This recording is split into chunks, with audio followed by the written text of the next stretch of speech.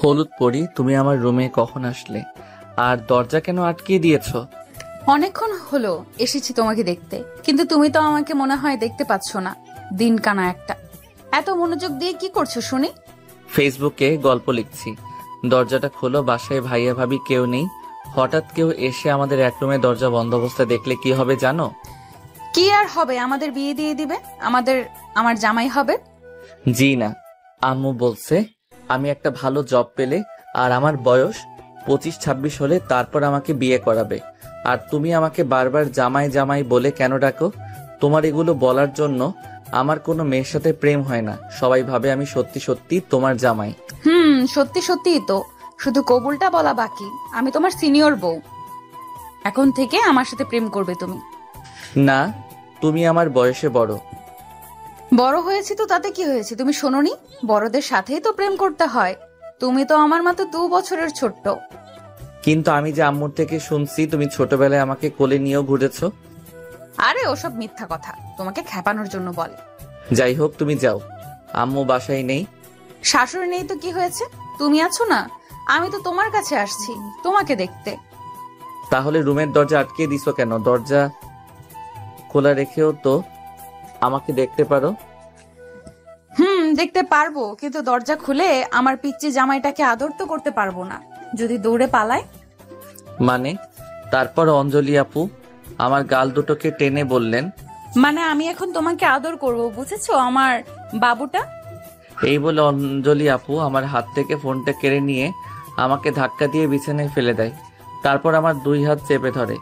আমি চিৎকার করে যেই ওকে গালি দিব তখনই অঞ্জলি আপু জোর করে আমার ঠোঁটের সাথে ওনার ঠোঁট চেপে ধরলেন। আমি শত চেষ্টা করেও নিজেকে এই মেয়ের থেকে ছাড়াতে পারছি না। প্রথমবার কারো নরম তুলতুলে ঠোঁটের স্পর্শ পাচ্ছি। বিরক্ত হলেও মনে মনে বেশ ভালোই লাগছে আমার। দীর্ঘ 3 মিনিট আমার ছোট্ট ঠোঁটের উপর অত্যাচার শেষ হলে আমার গালে, মুখে, নাকে, কপালে চুমু খেতে লাগলো। চলুন এর ফাঁকে আপনাদের ওদের পরিচয় করিয়ে দিই। আমাদের এই গল্পের নায়কের নাম আবির। পুরো নাম আবির মাহমুদ শান্ত। আবির সবেমাত্র পড়াশোনা শেষ করে 6 মাস যাবৎ চাকরির পেছনে ঘুরছে, কিন্তু কিছুতেই সে একটা চাকরি খুঁজে পাচ্ছে না। বাবা মার দ্বিতীয় সন্তান আবির। ওরা 2 ভাই, বোন নেই। আবিরই ছোট্ট। আবির ঢাকায় ওর ফ্যামিলি, ভাইয়া ভাবি আর বাবা মার একটা ফ্ল্যাটে থাকে। আবিরের ভাই সাগর বিবাহিত, তাদের একটা ছোট্ট মেয়েও আছে, নাম জান্নাত। আবিরের ভাইয়া সাগর একটি এনজিওতে জব করে, আর আবিরের আব্বু এখনকার একজন স্কুল টিচার। পড়াশোনা শেষ করে দীর্ঘ কয়েক মাস যাবৎ বাসায় বসে খাচ্ছে। আবির তার আব্বু আর ভাইয়ার কাছে একরকম মাথার বোঝা হয়ে গেছে। শুধুমাত্র আবির, তার ভাবি আঁখি আর আম্মুর জন্য এই বাসায় টিকে আছে। কোনো রকমে হাত খরচ চালানোর জন্য আবির গল্পের বই লেখে। গল্পের শুরুতে যাকে হলুদ পরি ডাকছিলাম সে হচ্ছে অঞ্জলি আপু, আমাদের বাসার বাড়িওয়ালি আন্টির একমাত্র আদরের মেয়ে। ছোট্টবেলা থেকে শুনে আসছি উনি আমাকে যেখানে সেখানে নিজের স্বামী বলে ডাকে, আমাকে জড়িয়ে ধরে চুমু খেতে বলে, সবার সামনে আমার হাত চেপে ধরে চিৎকার করে ওনাকে বউ বলে ডাকতে বলে। এতদিন থেকে এসব সহ্য করতে করতে আমার অভ্যাস হয়ে গেছে, তাই আর নতুন করে বিরক্ত হই না। আবির অঞ্জলির মুখ থেকে স্বামী ডাক শুনতে শুনতে নিজের নামটাই ভুলে গেছে, তাই অঞ্জলির কোনো আচরণে আবির কোনো রকম রিয়্যাক্ট করে না। একে তো ওদের বাসার বাড়িওয়ালির মেয়ে, তার উপর সবার আদরের, সুতরাং অভিযোগ করার কোনো সুযোগই নেই। আবির তার আম্মুকে অঞ্জলির নামে কোনো অভিযোগ করলেও তার আম্মু সেগুলো হেসে উড়িয়ে দিতে থাকে, একদম পাত্তাই দেয় না।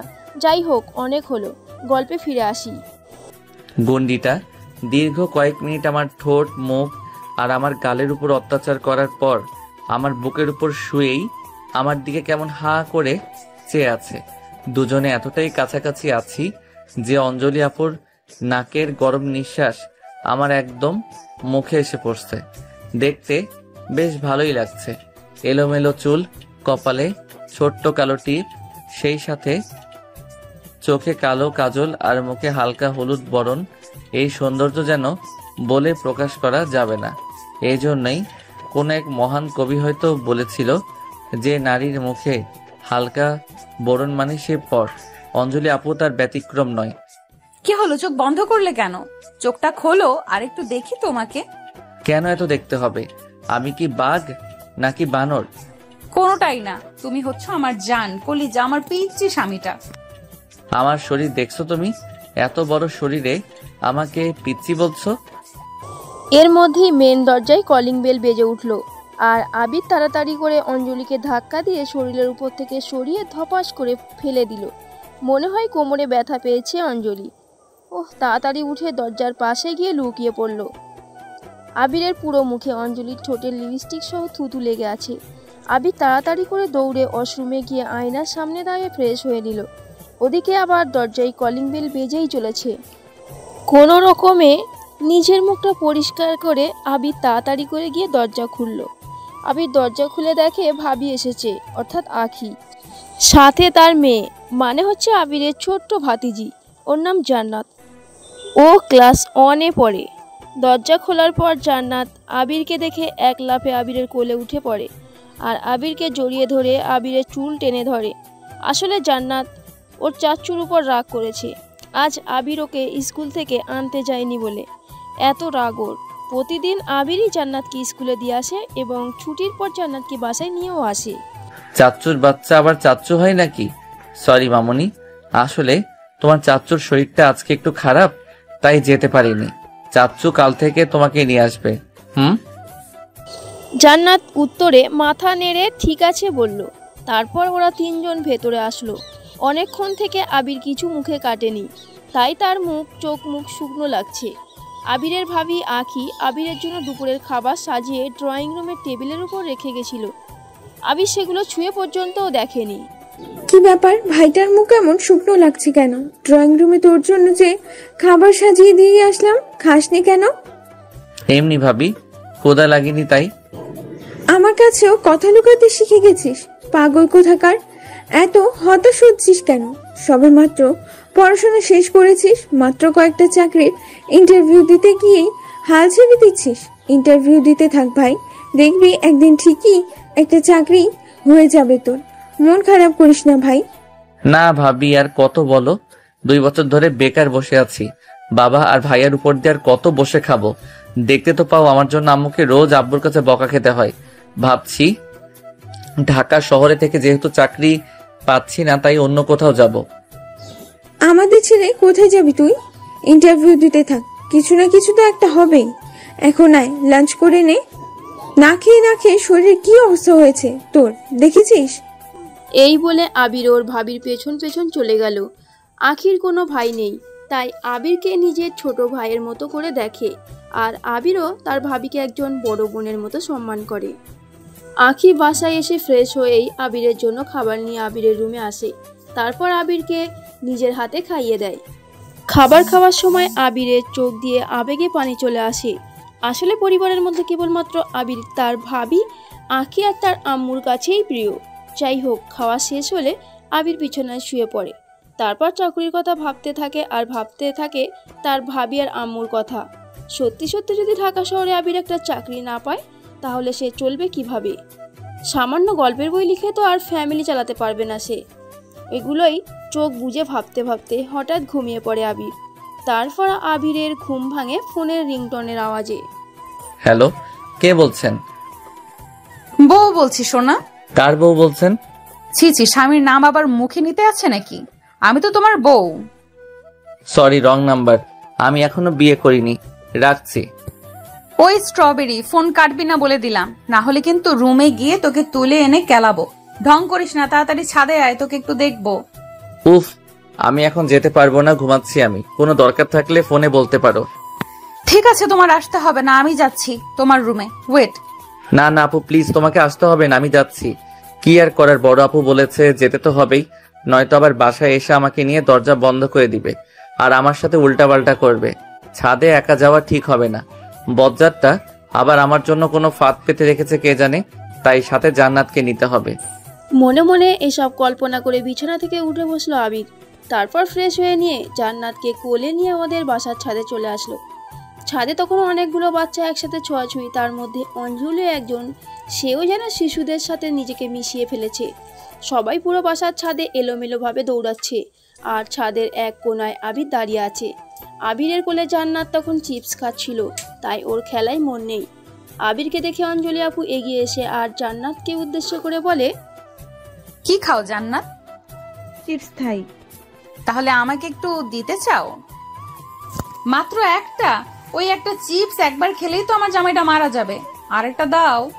ঠিক আছে মামুনি, তাহলে তুমি এখন ওদের কাছে গিয়ে খোলো, আমি এখন একটু তোমার চাচ্চুর সাথে কথা বলি, কেমন? উত্তরে ছোট জান্নাত তখন মাথা নেড়ে হ্যাঁ সম্মতি জানায় আর আবিরের কোল থেকে নামার জন্য নড়াচড়া করতে থাকে। কিন্তু আবির ওকে কোল থেকে নামায় না, কারণ ও ঝরে গেলেই তো অঞ্জলি আপু আবার আবিরের সাথে দুষ্টুমি শুরু করবে।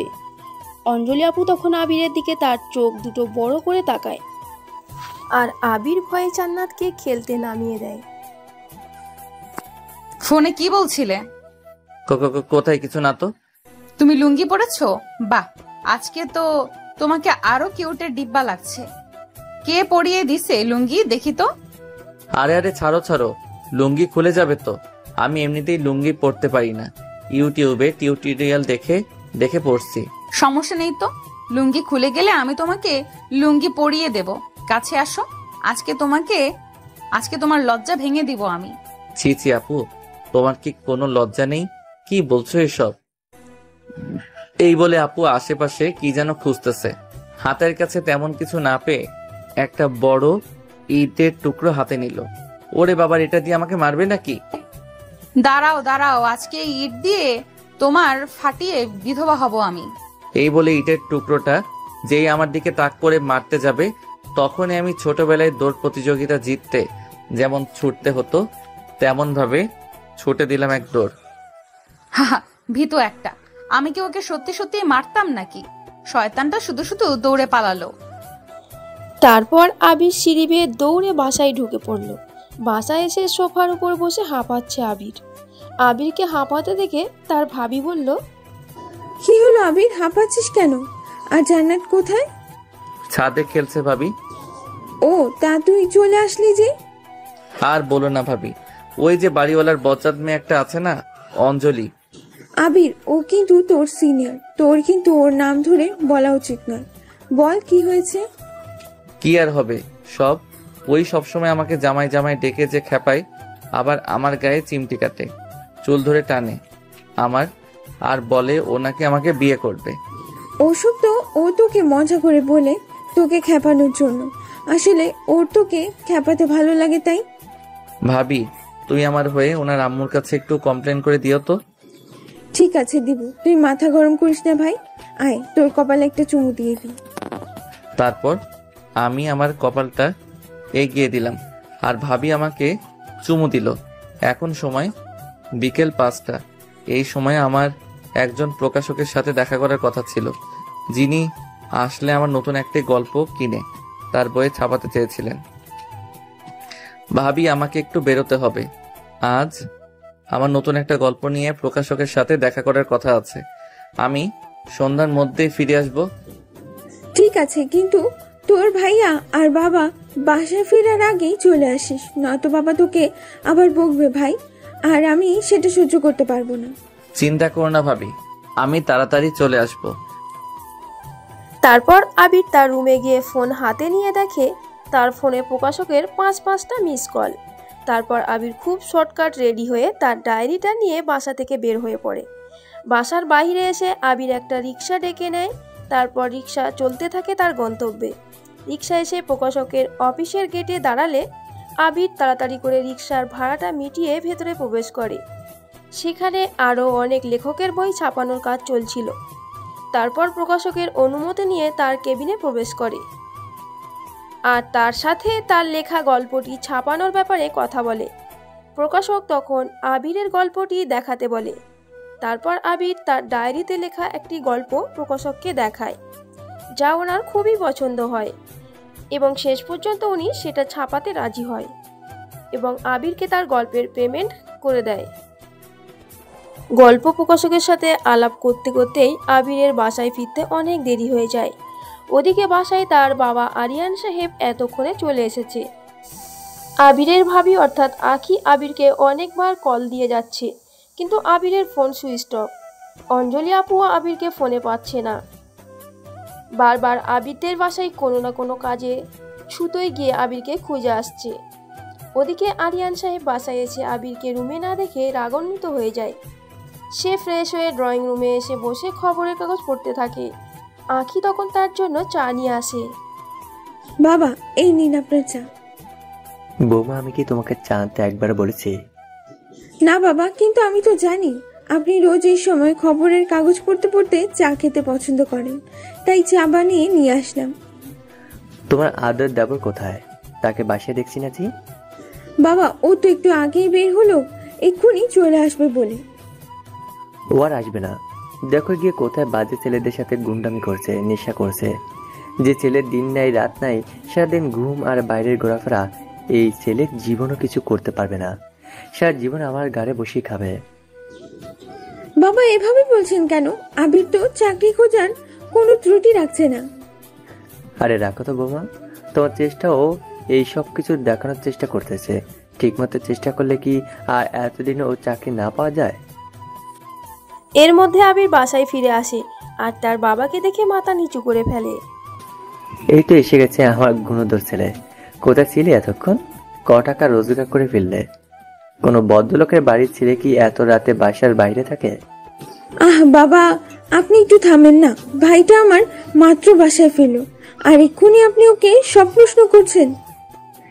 এই তোমার আশকারিতে এমন হয়েছে। এই বলে আরিয়ান সাহেব রাগ করে উঠে চলে গেল আর আবির সেখানে দাঁড়িয়ে অঝরে কান্না করতে লাগলো। এই পাগল, কান্না করছিস কেন? বাবাই তো বকেছে, তার জন্য কষ্ট পাচ্ছিস? চল রুমে চল। তারপর আঁখি আবিরকে রুমে নিয়ে যায়। তারপর বল, প্রকাশক কি তোর গল্প ছাপাতে রাজি হলো? জি ভাবি, হয়েছে। আর আমাকে অ্যাডভান্স কিছু পেমেন্টও করে দিয়েছে, তাই বাসায় লেট হয়েছে। আলহামদুলিল্লাহ। ঠিক আছে ভাই, তুই তাহলে এখন ফ্রেশ হয়ে নে, আমি তোর জন্য খাবার নিয়ে আসি। এই বলে আঁখি আবিরের মাথায় হাত বুলিয়ে দিয়ে চলে গেল আর আবির ওয়াশরুমে গিয়ে ফ্রেশ হয়ে নিল। খাবার খাওয়ার সময় আবিরের আব্বুর কথাগুলো মনে পড়লে আবিরের খাবার যেন গলা দিয়ে নামে না। তবুও আঁখির জোরাজোরিতে আবির খাবারটা খেয়ে নেয়। রাত প্রায় 11টা, তাই খাওয়া শেষে আবির সোজা রুমের লাইট অফ করে শুয়ে পড়ে। পরের দিন সকালে আবিরের ঘুম ভাঙে কারোর কাঁচের চুড়ির আওয়াজে।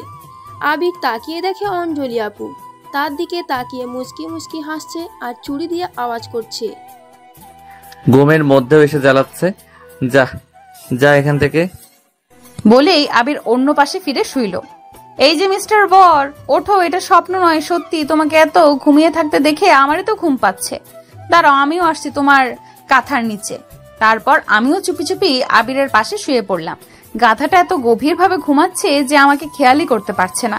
একটু পর আবিরের আচমকা আমাকে কোলবালিশ মনে করে বুকের সাথে জড়িয়ে ধরলো। আমার বেশ ভালোই লাগছে। আবির আমাকে এতটাই কাছে জড়িয়ে ধরেছে যে ওর নাকের গরম নিঃশ্বাস আমার মুখে পড়ছে। এবার মনে হচ্ছে দুজন স্বামী স্ত্রী। এই মুহূর্তটাকে আর একটু এগিয়ে নিয়ে যেতে ফোনটা বের করলাম। তারপর আমাদের একটা ছবি উঠিয়ে রাখলাম। ছবি ওঠানোর সময় অঞ্জলি আপুর হাত থেকে হঠাৎ ফোনটা আবিরের মুখের উপর পড়ল আর সাথে সাথে আবিরের ঘুম ভেঙে গেল। আবির চোখ খুলে দেখে অঞ্জলি আপু তাকে আষ্টে পিষ্টে জড়িয়ে ধরে আছে আর ঠোঁট বাঁকিয়ে মিটিমিটি হাসছে। এসব দেখে আবির যেন ভূত দেখার মতো চমকে উঠল। সে সাথে সাথে অঞ্জলি আপুকে ধাক্কা দিয়ে তার থেকে নিজেকে ছাড়িয়ে নিল। কি হলো, ছাড়লে কেন? বেশ ভালোই তো লাগছিল তোমার জড়িয়ে ধরাতে।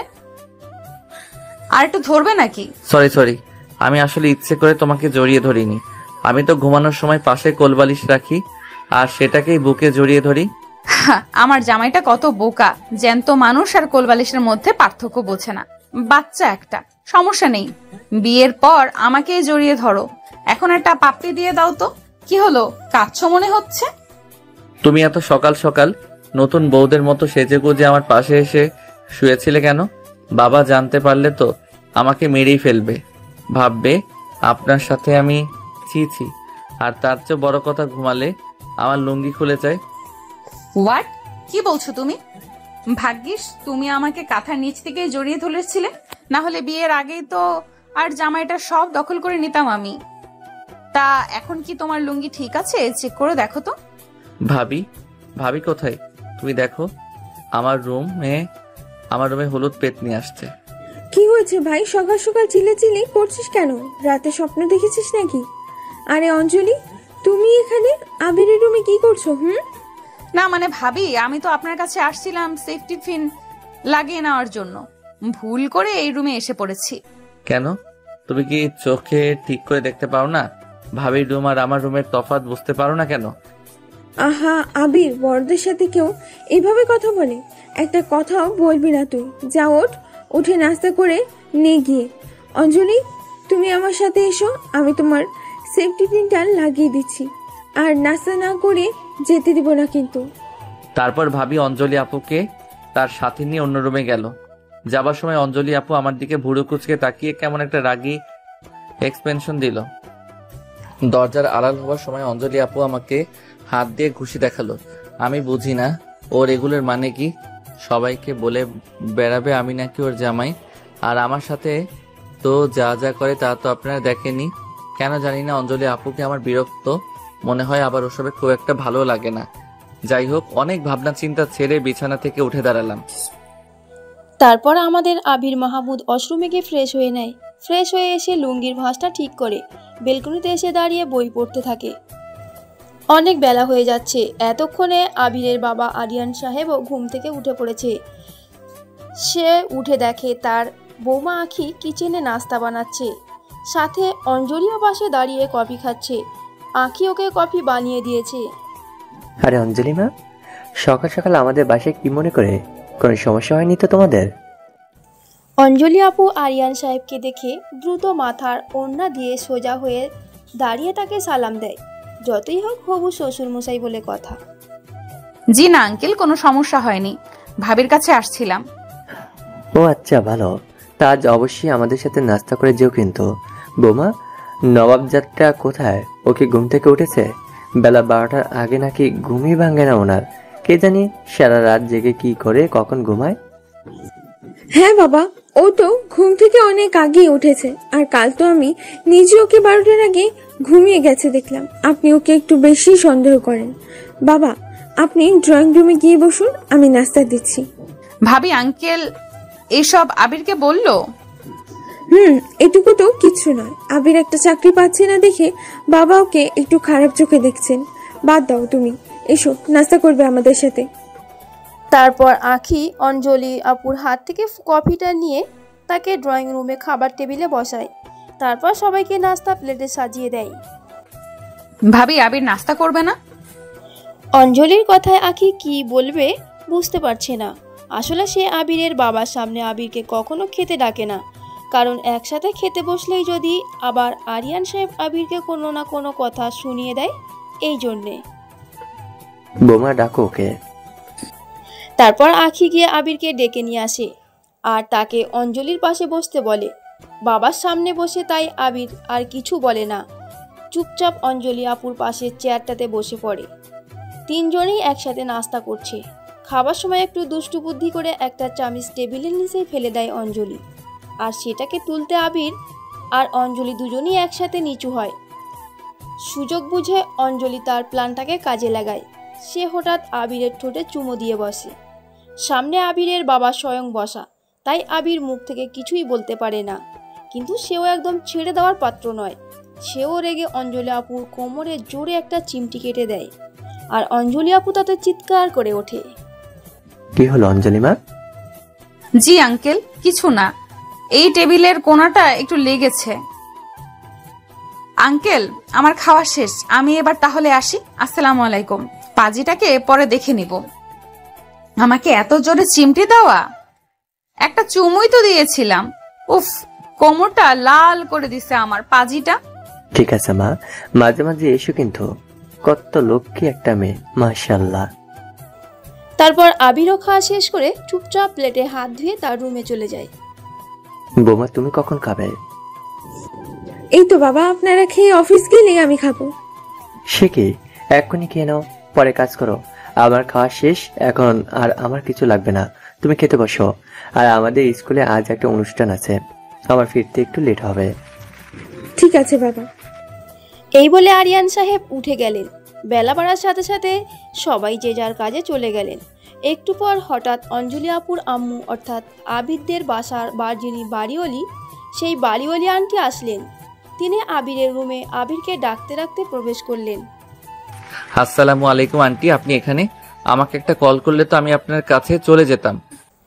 তারপর উত্তরে আন্টি বললেন, তার শরীরটা আজ একটু খারাপ, তাই তার মেয়ে অঞ্জলিকে আজ সে কলেজে পৌঁছে দিতে পারবে না। এই জন্য সে আবিরকে অঞ্জলির কলেজ অবধি এগিয়ে দিতে বলে। কেননা ঢাকা শহরের রাস্তা পথের যা অবস্থা, তার উপর আবার বড়লোক বাবার মেয়ে, বুঝতেই তো পারছেন। যাই হোক, বাড়িওয়ালি আন্টি নিজে থেকেই কথাটা বলেছে বলে তাই যেতে তো হবেই। বড়লোকদের কথা তো আর ফেলা যায় না। এই জন্যই আবির আর কিছু না বলে অঞ্জলি আপুর সাথে যেতে রাজি হয়ে যায়। ঠিক আছে আন্টি, আপুকে রেডি হতে বলুন। আমি রেডি। বলতে বলতেই আমার রুমের দরজার আড়াল থেকে উকি দিয়ে বের হলো উনি। হয়তো সব নিজে থেকেই প্ল্যানিং করে এসেছে। শুধু আন্টি বলেছে বলে আমি যেতে রাজি হচ্ছি, তাছাড়া এই বজ্জাত মেয়ের সাথে কথা আমি কোথাও যেতাম না। তারপর আবির ওয়ার্ড্রপ থেকে নতুন একটা টি শার্ট আর প্যান্ট বের করে অন্য রুমে গিয়ে রেডি হয়ে আসে। আর অঞ্জলি ও তার আম্মু আবিরের রুমের সোফায় বসে অপেক্ষা করে। একটু পর আবির ড্রেস চেঞ্জ করে চলে আসে। তারপর অঞ্জলি আপুকে সাথে নিয়ে বাসার বাইরে আসে। তারপর আবির 2টা রিক্সা ডাকে। আপু, তুমি এই রিক্সায় যাও, আমি অন্য রিক্সাটাই তোমার পেছন পেছন আসছি। তাহলে তো আমার একা যাওয়াই ভালো ছিল। চুপচাপ আমার পাশে এসে বসো। মামা আপনি যান, আমরা এক রিক্সাতেই যাব। না, আমি তোমার পাশে বসতে পারবো না। লোকে দেখলে কি বলবে? যা ইচ্ছা বলুক, তুমি আসবে কি না? আম্মু দেখো, আবির আমার সাথে যাবে না বলছে। আরে ঠিক আছে মামা, আপনাকে যেতে হবে না। আপনি এই 20 টাকা রাখুন, আমরা একটা রিক্সাতেই যাব। এই তো লক্ষ্মী জামাই আমার, এসো এসো। কি আর করার। তারপর আবির অন্য রিক্সাটাকে বিদায় করে অঞ্জলির পাশে গিয়ে বসলো। একটু দূরত্ব বজায় রেখে আর কি, রিক্সা চলতে শুরু করলেই অঞ্জলি আপু একটু একটু করে আবিরের দিকে এগোতে থাকে আর আবির একটু একটু করে সাইডে চাপতে থাকে। আরে কি করছো? পড়ে যাবে তো রিক্সা থেকে, চেপে বসো, আমার হাত ধরো বলছি। ওরে বাবারে, ধরছি। ধমক দেন কেন? গুড। এইভাবে বউয়ের সব কথা মেনে চলবে। আর এখন থেকে আমাকে বউ বলে ডাকবা। শুধু বাসায় সবার সামনে আপুটা চলবে, একান্তে বউ, ওকে? একবার শুধু বাসায় গেলে বাঁচি, না হলে এই মেয়ের থেকে আরো কি যে হুকুম শুনতে হবে তা আল্লাহই জানে। আমি চুপ করে আছি, কোনো কথা বলছি না। আমাকে চুপ থাকতে দেখে অঞ্জলি আপু আমার হাতে ছোট্ট করে একটা কামড় বসিয়ে দিলেন। কি বলেছি মাথায় ঢুকেছে? হ্যাঁ। তারপর আবির সবকিছু দাঁতে দাঁত চেপে সহ্য করে। আর কিছু দূর যেতেই রাস্তার 2টা দিক পড়ে। বাম দিকের রাস্তাটাই কলেজ আর ডান দিকের মোড়। মামা, ডান দিকে সোজা লেকের পাড়ে যান। কেন? লেকের পাড়ে গিয়ে কি বাদাম বেচবে নাকি? তোমার কলেজ তো বাম দিকে, তাহলে আমরা ডান দিকে যাব কেন?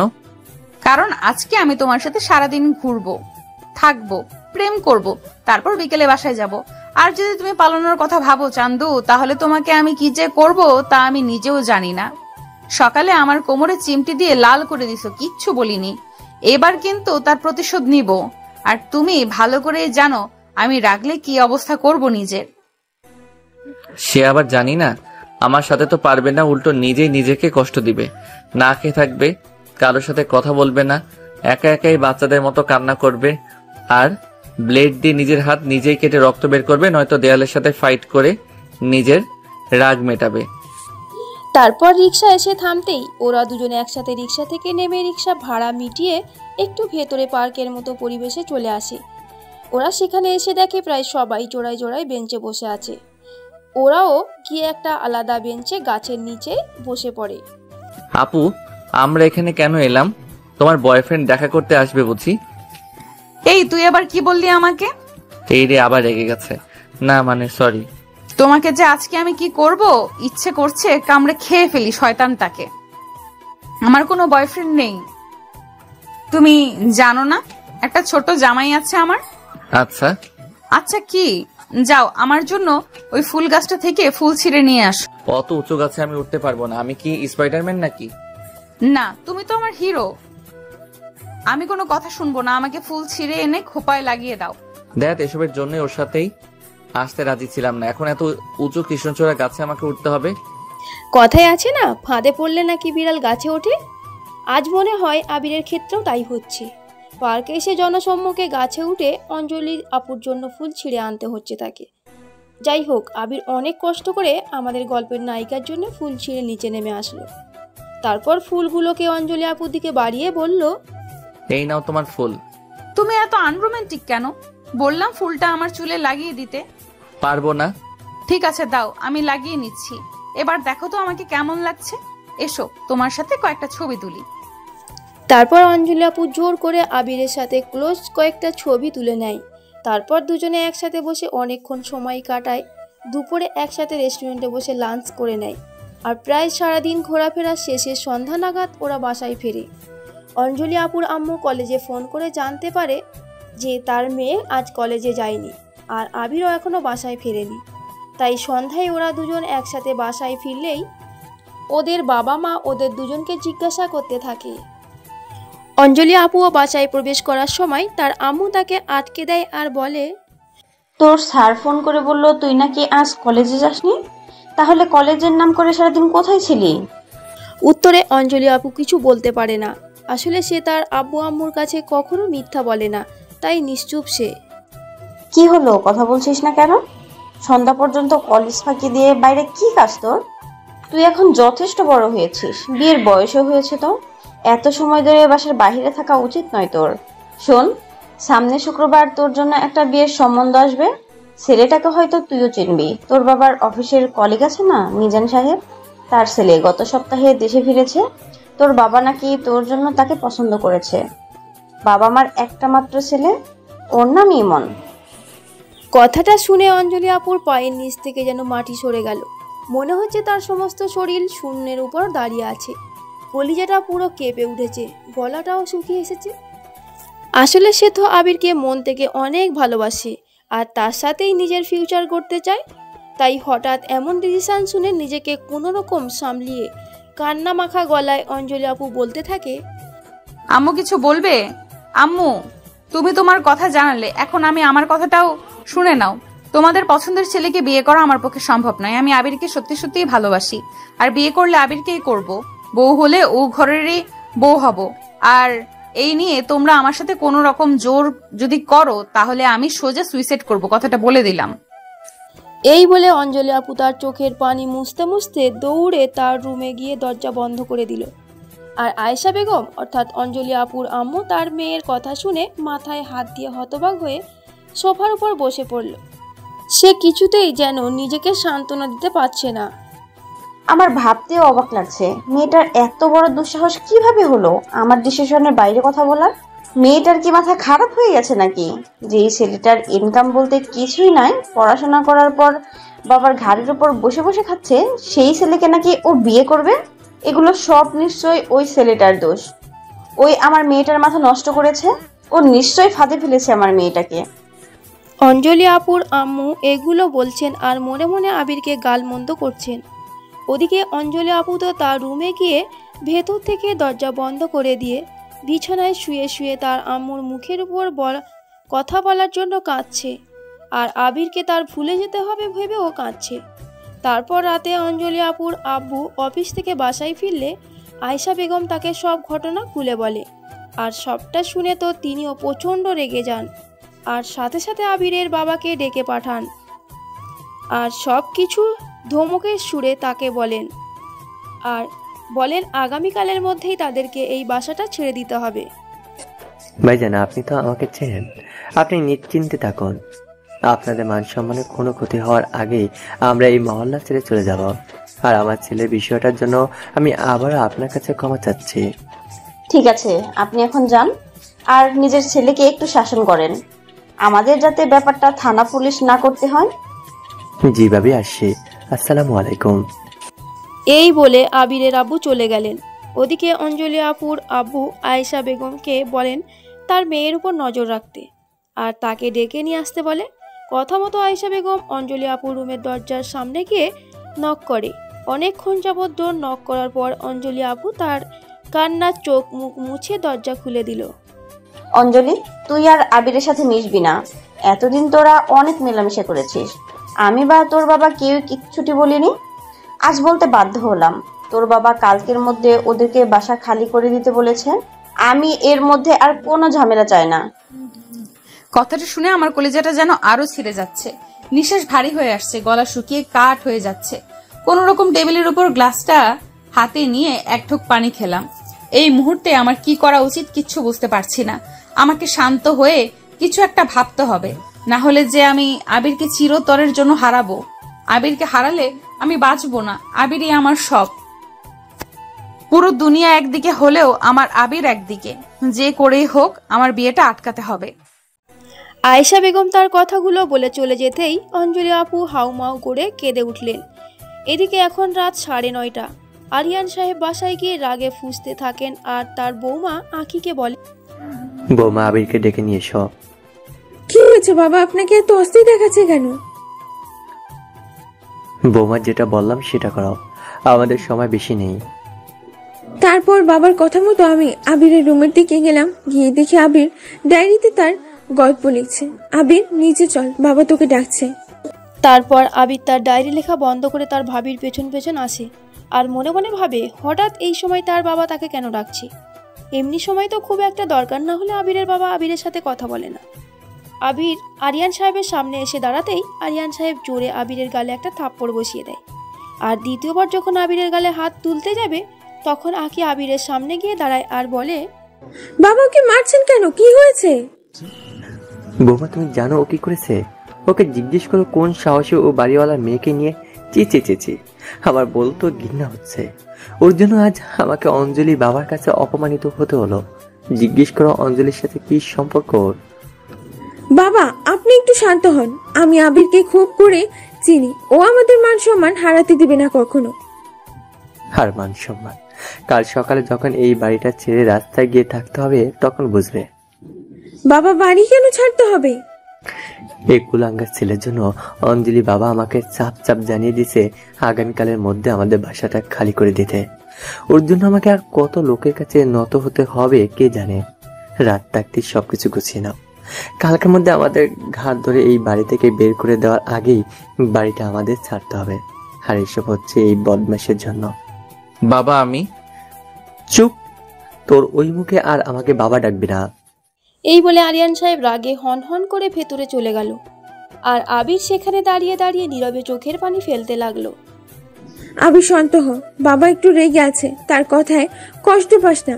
আমার এখন এসব অভ্যাস হয়ে গেছে ভাবি। এই বাড়িতে তুমি একমাত্র যে বুঝতে পারো। তারপর আঁখি আবিরের গালে লক্ষ্য করে দেখে থাপ্পড়টা বেশ জোরেই লেগেছে। আবিরের ফর্সা গালে পুরো আঙুলের ছাপ স্পষ্ট বোঝা যাচ্ছে। আঁখি আবিরের কাছে গিয়ে আবিরের গালে হাত রেখে নিজেই কান্না করে বলে, ভাই থাপ্পড়টা তোর খুব লেগেছে তাই না? একদম না ভাবি, তবে বাবার কথাগুলো হৃদয়ে যা লেগেছে তার কাছে থাপ্পড় অতি সামান্য। তুমি কেন কান্না করছো ভাবি? তুমি একদম কাঁদবে না, তাহলে কিন্তু আমি আরো বেশি কষ্ট পাবো। কোথায়, আর কাছি না রে পাগল, চল আমি তোর গালে বরফ লাগিয়ে দিই। লাগবে না ভাবি, আমার তেমন কিচ্ছু হয়নি। এর মধ্যেই তখন আবার আবিরের বাবা আঁখিকে তার রুম থেকে ডেকে পাঠায়। তুই যা শুয়ে পড়, আমি দেখছি বাবা কি বলে। তারপর আঁখি আবিরের চোখের পানি মুছে দেয় আর আবিরকে তার রুমে পাঠিয়ে দেয়। আবির রুমে এসে বিছানায় শুয়ে শুয়ে তার বাবার বলা কথাগুলোতে আবার কষ্ট পেতে থাকে আর আজ হঠাৎ কি ঘটে গেল সেসব ভাবতে থাকে। আমি তো অঞ্জলি আপুকে কোথাও জোর করিনি, বরং উল্টো উনি তো আমাকে সবসময় জোর করে। আমি তো ওনাকে কখনো কোনো বাজে প্রস্তাব দেইনি। তাহলে তারপর কেন উনি বাবাকে আমার নামে উল্টাপাল্টা বললেন? শুধু একটা চাকরি নেই বলে বাবার কাছে কত মান অপমানিত হতে হয়। আসলে এই শহরে একজন বেকার ছেলেই বুঝতে পারে যে বাস্তবতা কতটা কঠিন। বেকার ছেলেদের কোনো গার্লফ্রেন্ড থাকে না কোনো শখের জিনিস। মাঝে মধ্যে তো নিজের ফ্যামিলির লোকও সেই বেকার ছেলেটির শত্রু হয়ে দাঁড়ায় কেবলমাত্র টাকার জন্য। এগুলো ভাবতে ভাবতে হঠাৎ ক্লান্ত মস্তিষ্কে জ্ঞান হারিয়ে ঘুমিয়ে পড়ে আবির। ওদিকে অঞ্জলি আপুও কান্নায় পাগল প্রায় অবস্থা। যতই হোক দীর্ঘদিনের একতরফা না বলা ভালোবাসা বলে কথা, সহজে কি কেউ আর কাউকে হারাতে চায়? এভাবেই রাত গভীর হয়ে ভোরের আলো ফুটতে যাবে। এখনও বাসায় লোকজন কারোর ঘুম ভাঙেনি। তখন অঞ্জলি আপু চুপি চুপি বাসায় মেন দরজা খুলে উপরে আবিরের বাসায় গিয়ে নক করে। এই সময় সাধারণত আঁখি ফজরের নামাজ আদায় করতে ওঠে। সে অঞ্জলিকে এত ভোরে দরজা নক করতে দেখে অবাক হয়ে যায়। আঁখি দরজা খুলতেই অঞ্জলি আপু জোরে আঁখিকে জড়িয়ে ধরে কান্না করে দেয়। আসলে আঁখি আর অঞ্জলি আপুর সম্পর্কটা অনেকটা ফ্রেন্ডলি, তাই অঞ্জলির মোটামুটি সব কিছুই জানে আঁখি। ভাবি, আমি তোমার পায়ে পড়ি ভাবি, প্লিজ একবার আমাকে আবিরের সাথে দেখা করিয়ে দাও। আমি শুধু ওর সাথে একটু কথা বলে আমার মনটাকে শান্ত করতে চাই ভাবি। আমি আর পারছি না। বাবা কোনো এক ছেলের সাথে আমার বিয়ে ঠিক করেছে, আমি আবিরকে ছাড়া কিভাবে অন্য কাউকে বিয়ে করব ভাবি। আমি যে ওকে না দেখলে কলিজাটা ফেটেই মারা যাব ভাবি। চুপ, কি বলো এগুলো? আবোল তাবোল। যাও, আবিরের রুমের দরজা খোলা আছে, বেশিক্ষণ লেট করো না যেন। বলতেই অঞ্জলি কান্নায় ফুঁসতে ফুঁসতে আবিরের রুমের দিকে যাচ্ছে। গিয়ে দেখে রুমের দরজাটা খোলা, ভেতরের অল্প আলো, ডিম লাইট জ্বলছে, তাতে স্পষ্ট দেখা যাচ্ছে আবির রুমেই আছে। বিছানার উপর শুয়ে একটা বালিশ জাপটে ধরে কেমন শুয়ে আছে।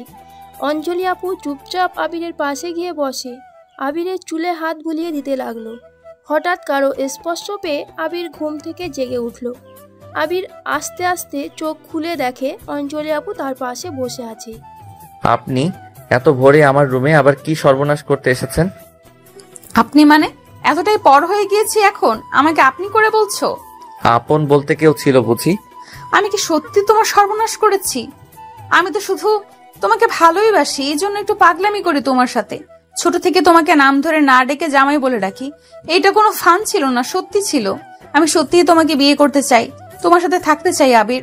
বাবা অন্য কোনো এক ছেলের সাথে আমার বিয়ে ঠিক করেছে, আমার এই বিয়েতে কোনো মত নেই। তুমি প্লিজ আমাকে তোমার সাথে দূরে কোথাও নিয়ে চলো, না হলে আমি যে বাঁচবো না। একমাত্র তুমি ছাড়া কোনো ছেলেকে পাশে ভাবলেই ভয়ে আমার নিঃশ্বাস আটকে আসে। সত্যি যদি আমাকে ভালোবাসতেন তাহলে বাবার কাছে আর আমার নামে উল্টাপাল্টা কিছু বলতেন না। আবির বিশ্বাস করো, আমি তোমার বাবাকে তোমার নামে কিচ্ছু বলিনি। থাক, আর মিথ্যা বলতে হবে না। আচ্ছা, আমি কি আপনাকে কখনো জোর করেছিলাম? উল্টো আপনি তো আমার সাথে উল্টাপাল্টা জেদ করেন কি?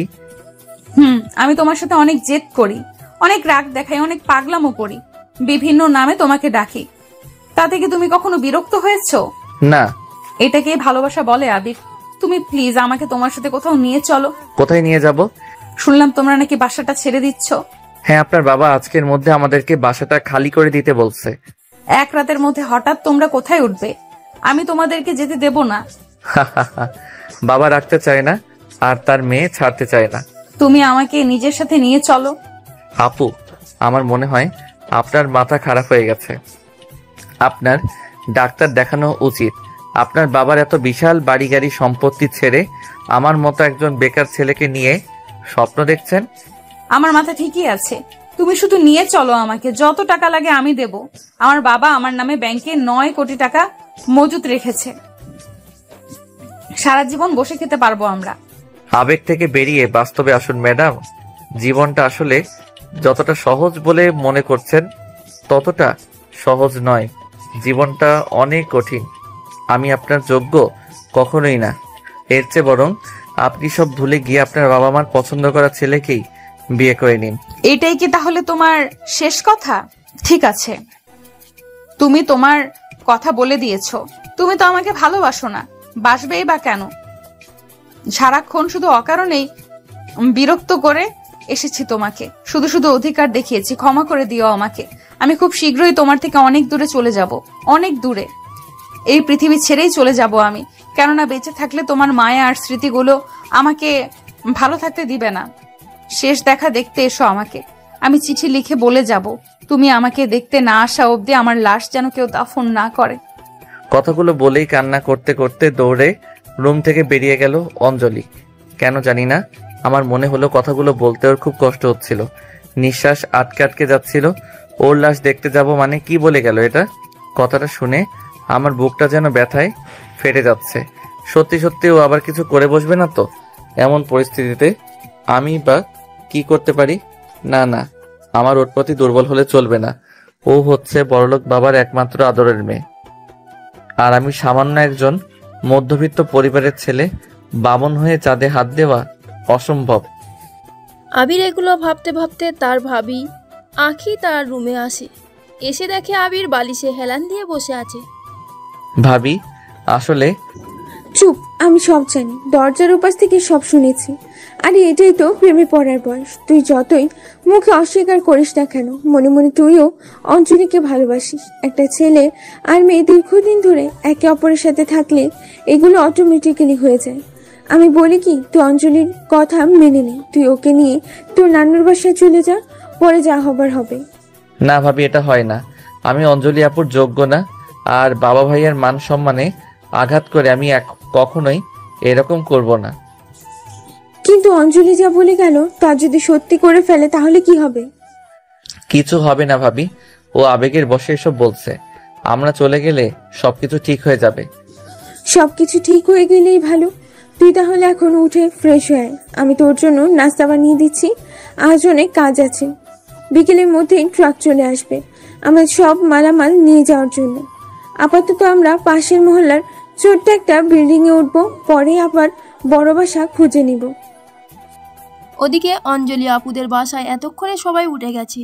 আয়েশা বেগম ঘুম থেকে উঠে তার মেয়েকে রুমে না দেখে খোঁজাখুঁজি করতে থাকেন। শেষমেশ বাসার মেন দরজা দিয়ে অঞ্জলি আপু বাসার ভেতরে প্রবেশ করলে আয়েশা বেগম বলে, দাঁড়াও, এত ভোরে কোথায় গিয়েছিলে তুমি? জাহান্নামে। তোমার সাহস দেখে অবাক হচ্ছি আমি অঞ্জলি। তুমি কি ওই বদমাশ ছেলের জন্য সব ভুলে গিয়েছো? আমি যে তোমার মা, মার সাথে এভাবে কথা বলে কেউ? তোমার আজ থেকে বাসার বাহিরে যাওয়া বন্ধ। যাও, রুমে যাও এক্ষুনি, আমাকে আর রাগিও না। দাঁড়াও, তোমার বাবা ঘুম থেকে উঠলে সব বলছি আমি। তারপর অঞ্জলি আপু নিশ্চুপভাবে কিছু না বলে তার রুমে চলে গেল। এদিকে বেলা বাড়ার সাথে সাথে আবিরদের বাসায় আসবাবপত্র সবকিছু গুছিয়ে নেওয়ার হইচই বাড়ছে। বোমা, সবকিছু ডেকে শুনে গুছিয়ে নাও। আমি পিক আপ বুকিং করে দিয়েছি, বিকেলের মধ্যেই পিক আপ চলে আসবে। আর ওই ছেলেটাকে বলে দিও নতুন বাসায় গিয়ে নতুন আরেকটা কেলেঙ্কারি বাঁধাতে। বাবা, আপনি চিন্তা করবেন না, আমি সব দেখে শুনে নিচ্ছি। আপনি শুধু শুধু আবিরকে দোষারোপ করবেন না। তা কোথায় সে? এখনো ঘুম ভাঙেনি নাকি নবাব জাতের? আবির, এই আবির। জি বাবা। হাত গুটিয়ে বসে না থেকে এখানে আঁকির সাথে কাজ করলে তো পারো। বৌমা সেই সকাল থেকে একা হাতে সব করছে, আর তুমি মেহমান হয়ে বসে আছো। তখন আবিরের ভাবি আঁকি বুদ্ধি করে বলল, বাবা, আমি ওকে ঘরে ফ্যানগুলো খুলতে পাঠিয়েছিলাম। তারপর আরিয়ান সাহেব আবিরের দিকে চোখ রাঙিয়ে তার রুমে চলে আসলো। ধীরে ধীরে সময় অতিক্রম হতে থাকলো। দুপুরের পর তাদের মালামাল সব বাসার নিচেই পিক আপ চলে আসলো। তারপর ধীরে ধীরে আবিরদের বাসার সব মালামাল গাড়িতে তোলা হলো। দূর থেকে ব্যালকনিতে দাঁড়িয়ে দাঁড়িয়ে সব দেখছিল অঞ্জলি। ভাবছিল এই বুঝি আবির তার হাত ধরে সাহস করে কিছু একটা বলবে। সব মালামাল গাড়িতে উঠে গেলে বাসা থেকে বের হয়ে এক নজরে বাসাটাকে একবার দেখে নিলাম। দীর্ঘ 10 বছর ধরে কত স্মৃতি না জড়িয়ে আছে এই বাসাটা জুড়ে। বিকেল হলেই বাসার ছাদের সেই হই হট্টগোল, খেলাধুলা, আনন্দ, সিঁড়ি বেয়ে অঞ্জলি আপুর সাথে কত দৌড়াদৌড়ি, সব কেমন নীরব আজ। ভাবতেই চোখের কোণ বেয়ে পানি ঝরে পড়ল। দূর থেকে দেখছি অঞ্জলি আপু এলোমেলো চুলে তার রুমের বেলকনিতে দাঁড়িয়ে এক পলকে সব দেখছে। এর মধ্যে হঠাৎ কেউ আমার কাঁধে হাত রাখলো। পেছনে তাকিয়ে দেখি ভাবি। আবির, গাড়িতে উঠ, আমি বাসার চাবিটা আন্টিকে দিয়ে আসছি।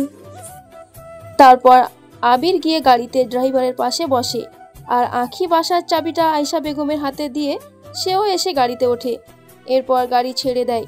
দূর থেকে সব দেখে অঞ্জলি আপু জ্ঞান হারিয়ে ফ্লোরে পড়ে যায়।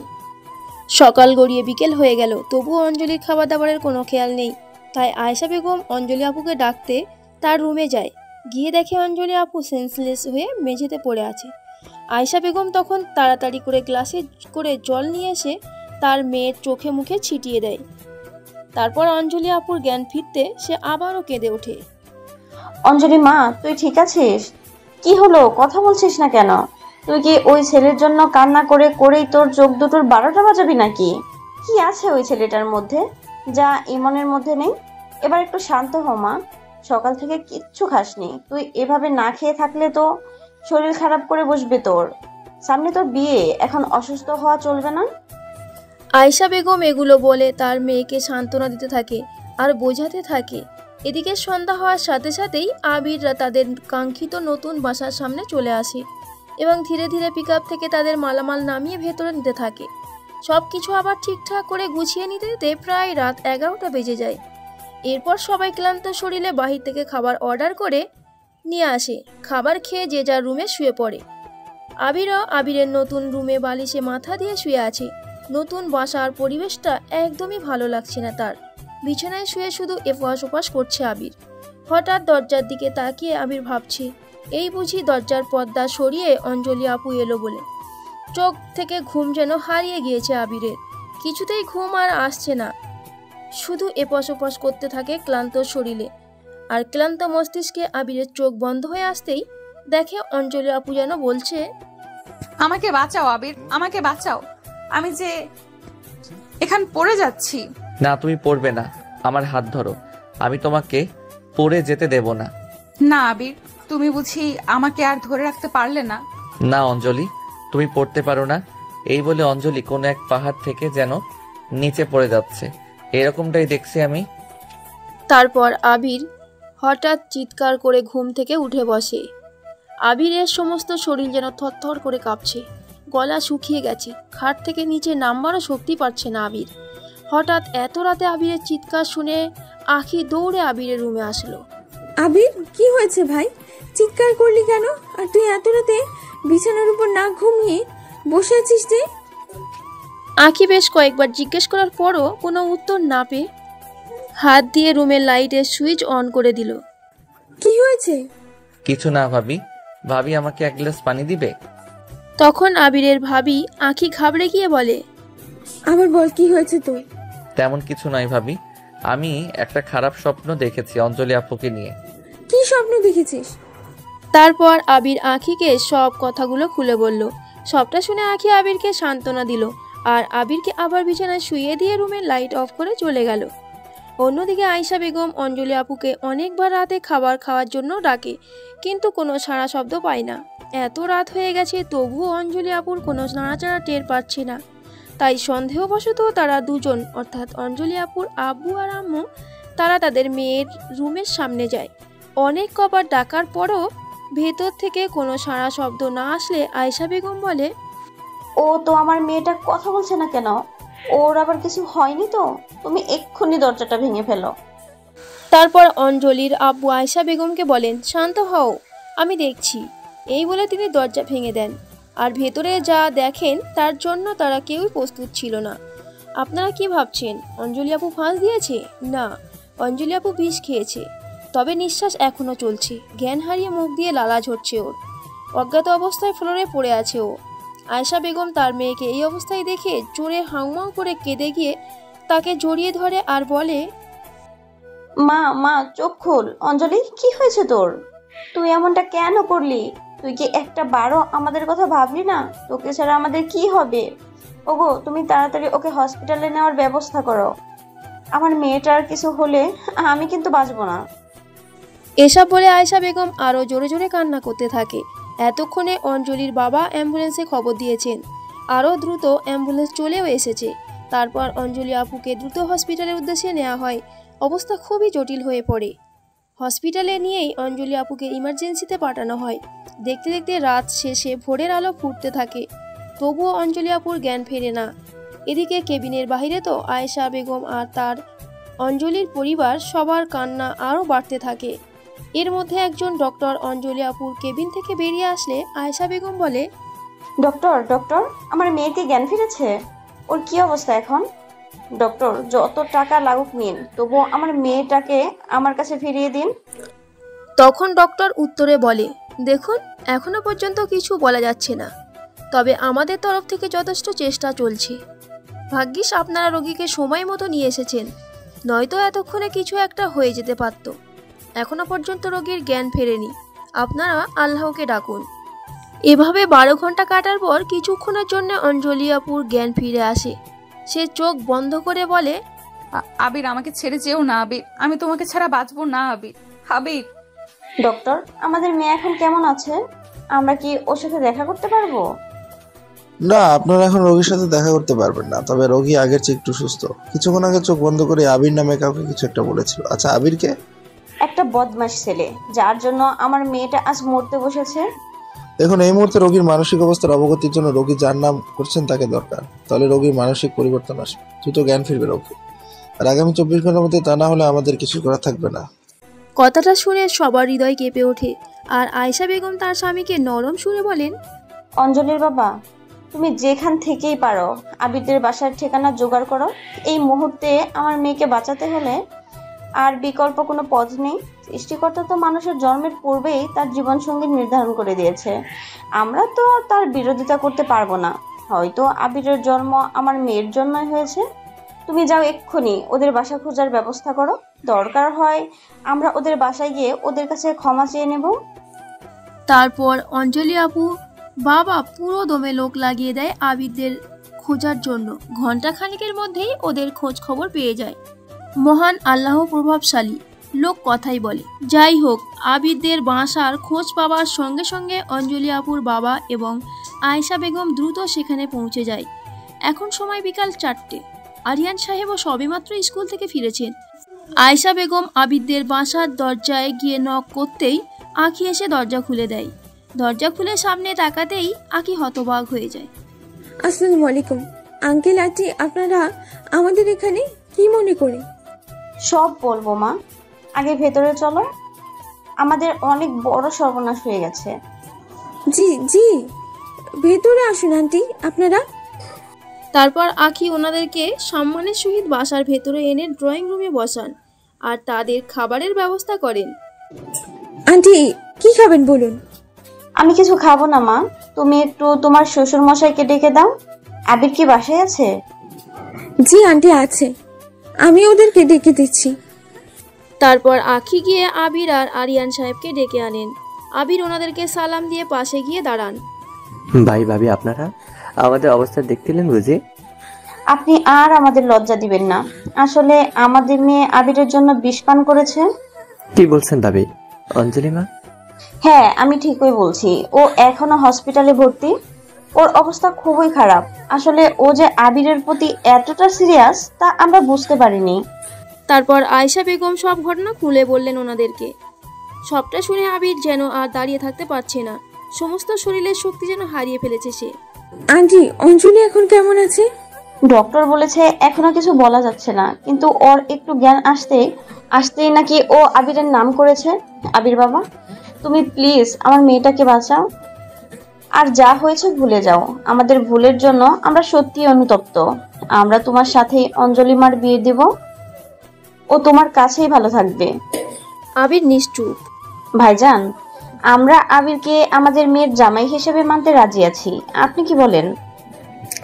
দেখেন ভাবি, অঞ্জলি মার মতো একটা মেয়ে যে কিভাবে আমার এই বেকার বাদেমের ছেলে প্রেমে পড়লো আমি বুঝতে পারছি না। ও আসলে ও যাই হোক, বেকার তাতে কি হয়েছে? আমাদের কি কোনো কিছুর অভাব আছে নাকি? ও সারা জীবন আমার মেয়েকে নিয়ে বসে খেলেও আমাদের ফুরবে না। আমি আমার ছেলেকে সেই শিক্ষা দেইনি যে ও। যাই হোক, আগে চলো সবাই অঞ্জলি মাকে দেখে আসি, বাকি কথা পরে শুনলেও হবে। চলো সবাই। হ্যাঁ, তাই চলুন। এই বলে সবাই দ্রুত ঢাকা মেডিকেলের উদ্দেশ্যে রওনা দিলেন, যেখানে অঞ্জলি আপুকে ভর্তি করানো হয়েছে। হসপিটালে পৌঁছে সবাইকে বাহিরে অপেক্ষা করতে বলা হলো, আর আমাকে একজন নার্স এসে অঞ্জলির কেবিনে নিয়ে গেল। ওর নাকের ভেতর অক্সিজেন মাস্ক আর হাতের স্যালাইন পুশ করা হয়েছে। শুধু আমার জন্যই হয়েছে এসব। আমার জন্য আজ ওকে মৃত্যুর সাথে লড়তে হচ্ছে। দুদিনে ওর চেহারাটা অনেক শুকিয়ে গেছে। চোখের কোণে সারাক্ষণ কান্না করার দাগ বোঝা যাচ্ছে। অঞ্জলিকে এভাবে দেখতে আমার খুব কষ্ট হচ্ছে। আর দাঁড়িয়ে থাকার শক্তি পাচ্ছি না, তাই ওর পাশে বসে ওর হাতের উপর হাত রাখলাম। তখন সেখানে থাকা একজন ডক্টর বলল আমাকে ওর সাথে কথা বলতে। এই বলে ডক্টর আমাকে আর ওকে একা করে চলে গেল। আপু, এই আপু, কি হয়েছে তোমার? চোখ খোলো আপু, দেখো আমি তোমাকে ডাকছি। তুমি কি এখনো আমার উপর অভিমান করবে? তুমি না বলেছ আমাকে বিয়ে করবে, তাহলে আমাকে ছেড়ে চলে যেতে চাচ্ছ কেন? এই ওঠো না, একবার আমাকে জামাই বলে ডাকো। দেখো আমি তোমাকে নিতে এসেছি। প্লিজ একবার উঠে আমার জন্য রাগ করো। আমি জানি তুমি আমাকে অনেক ভালোবাসো, আমাকে ছেড়ে যেতে পারো না তুমি। কথাগুলো বলছে আর নিজের চোখের জল ফেলছে আবির। আবির এভাবে কিছুক্ষণ একা কথা বলার পর ডক্টর আসে আর অঞ্জলিকে দেখে বলে, ও মাই গড, এটা কিভাবে সম্ভব? রোগীর অবস্থা অনেকটাই ভালো দেখাচ্ছে। আপনি রোগীর নাম ধরে রোগীকে ডাকতে থাকুন। আবিরের কথা শুনে অঞ্জলি বারবার চোখের পলক ফেলতে থাকে আর আবিরকে এভাবে কিছু বলতে থাকে। খুশিতে তখন প্রথমবারের মতো আবির অঞ্জলিকে জড়িয়ে ধরে আর তার ভালোবাসা প্রকাশ করে। এরপর ডক্টর একে একে সবাইকে ভেতরে এসে রোগীর সাথে দেখা করতে বলে আর সবাই তখন এক এক করে এসে অঞ্জলির সাথে দেখা করে আর আবিরকে নিয়ে ভালো ভালো কথা বলে। 3 দিন পর অঞ্জলিকে হসপিটাল থেকে রিলিজ করে দেওয়া হয় আর বাসায় এনে ধুমধাম করে আবির আর অঞ্জলির বিয়ে পড়িয়ে দেওয়া হয়। আজ ওদের বিয়ে 2 মাস কেটে গেল। এখন আবির আর বেকার নেই। সে এখন তার শ্বশুরের অফিসে বড় একটা পদে চাকরি করছে আর সে যে গল্প লিখত সেগুলো এখন বেশ জনপ্রিয় হয়ে উঠেছে। 1 মাসে আবিরের 10,000 গল্পের বই বিক্রি হয়েছে। প্রকাশকরা এখন তার গল্প নিতে অধিক আগ্রহী। অঞ্জলি বউ, কি করছো? দেখতে পাচ্ছ না খাবার বানাচ্ছি। এমন সময় জড়িয়ে ধরলে কেন? তোমার মতলবটা কি? মতলব? আমার একটা বাবু চাই কোলে নিয়ে ঘোরার জন্য। চলো, আমার বাবু লাগবে এক্ষুনি। কি? তুমি নিজেই তো একটা বাবু, আবার তোমার কোলে নেওয়ার জন্য বাবু চাই? আজকে ঘরে আসো, তারপর তোমাকে দেখাবো আমি বাবু নাকি বাবুর আব্বু। কি কি কি দেখাবে শুনি? পিচ্ছি একটা। দেখো, ভালো হচ্ছে না কিন্তু। আমি কিন্তু এক্ষুনি। কি এক্ষুনি? ছাড়ো আমাকে, তরকারি পুড়ে যাচ্ছে। যাক, তবু আজকে আমি তোমাকে আদর করবো। আমার বাবু চাই মানে চাই। না, এই ছাড়ো বলছি, ছাড়ো আমায়। ভাবি, বাঁচাও আমাকে। তোমার লুচ্চা দেবর আমার সর্বনাশ করে ফেললো। যতই চিৎকার করো, আজ কোনো কথা শুনবো না। বাবু আমার লাগবেই। এই বলে আবির অঞ্জলি আপু, সরি এখন তো আর অঞ্জলি আপু নেই, অঞ্জলি ভাবি। যাই হোক, এই বলে আবির তার ওয়াইফকে পেছন থেকে কোলে তুলে নিয়ে রুমে এসে দরজা বন্ধ করে দিল। তারপর কি হয়েছে সেসব জানি না।